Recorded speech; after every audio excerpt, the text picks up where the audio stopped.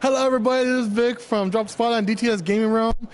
Here interviewing this cool cat right now. How you doing? Craig here. Thanks for having me. Oh, no, thank you for coming out here, and thank you for everything you've done so far. So first question up, I was wondering, from a corporate standpoint, how have you seen ESL grown in the past few years? The growth here at ESL has been incredible, not just at ESL, but worldwide for esports.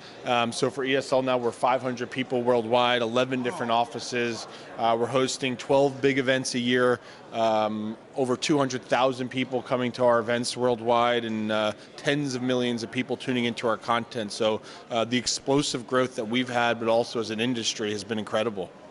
Wow, that's pretty cool because we've seen it just out here. People are just climbing through the gates just to come in here, just like the masses.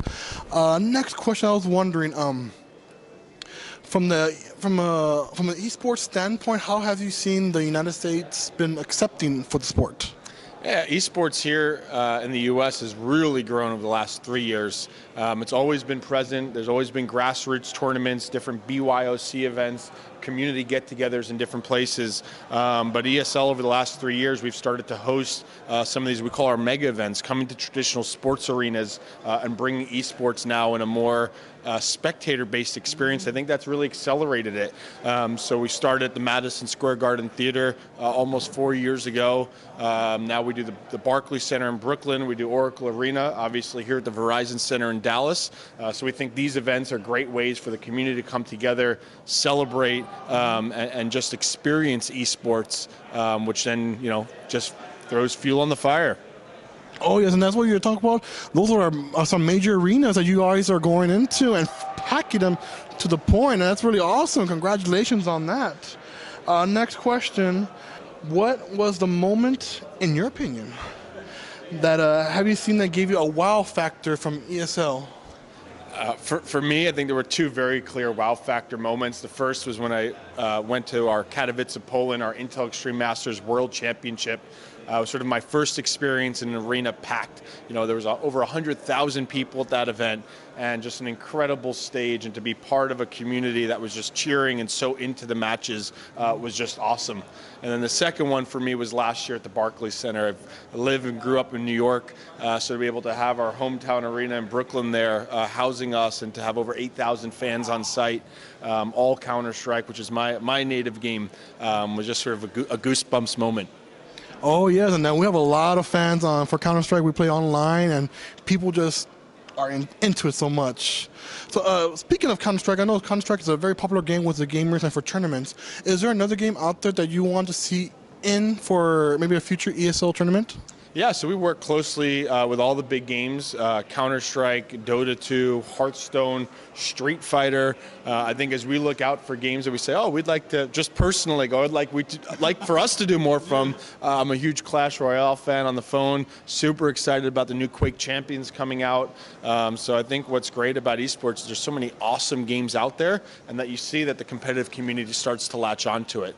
So really been a lot of fun.